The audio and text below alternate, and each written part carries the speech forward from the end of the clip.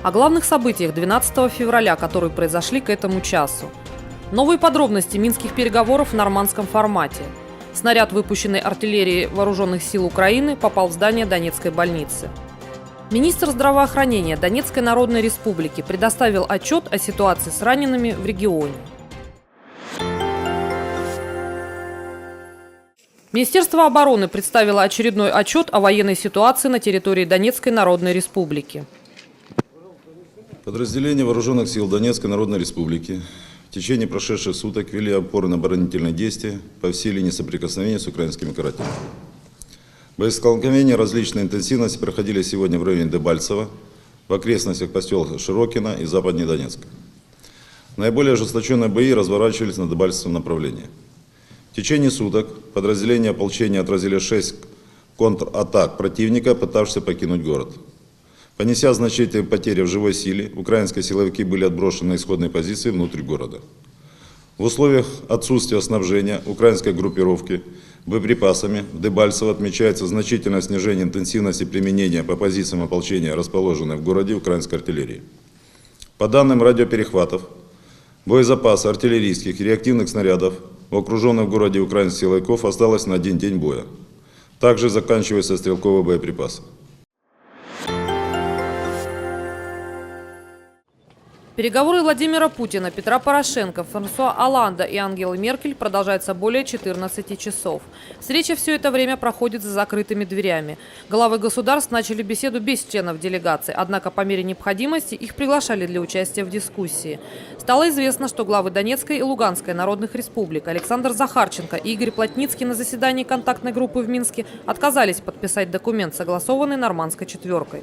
Министерство иностранных дел Украины заявило о продолжении встречи. Одновременно с этим лидеры Нормандской четверки вернулись к переговорам. Замглавы администрации президента Украины отметил, что переговоры могут продлиться еще 5-6 часов. Вместе с тем, во время перерыва Петр Порошенко заявил о неприемлемых условиях России на переговорах в Минске. По его словам, пока для Украины на встрече нет хороших новостей.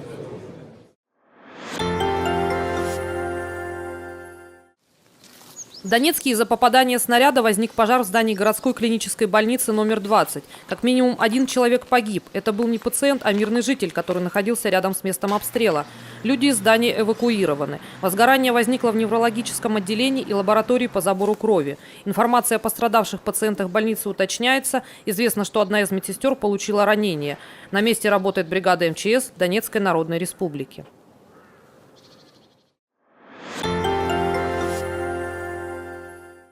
Утренний обстрел Донецкой автостанции «Центр» привел в ужас жителей города. Каждый дончанин знает о том, что этот участок является местом массового скопления людей. Министр здравоохранения Виктор Кучковой дал отчет о потерях сегодняшней трагедии. К сожалению, погибло 5 мирных граждан. 9 человек было доставлено в Республиканский травматологический центр. 4 из них госпитализированы, 4 оказана амбулаторная помощь. И 1 молодой человек, к сожалению, скончался, мы не смогли стабилизировать его состояние. Также Виктор Кучковой описал сложную ситуацию, которая связана с отсутствием возможности завоза медикаментов и средств медицинского назначения. Проводится жесткий контроль над распределением гуманитарной помощи, поступающей как от Российской Федерации, так и от общественных организаций. Благодаря этому мы можем сегодня оказывать медицинскую помощь в необходимом объеме. Это то, что касается ургентных ситуаций, которые, к сожалению, происходят на территории республики ежедневно, и можно сказать, что ежечасно. Полное понимание самого необходимых препаратов, которые необходимы для жителей республики, в том числе, чтобы обеспечить аптеки. На 12 февраля Центральный республиканский банк установил следующие курсы купли-продажи валют. Российский рубль – покупка 38 копеек, продажа 46 копеек. Евро – покупка 26 гривен 10 копеек, продажа 31 гривна 90 копеек. Американский доллар – покупка 25 гривен 10 копеек, продажа 29 гривен 90 копеек.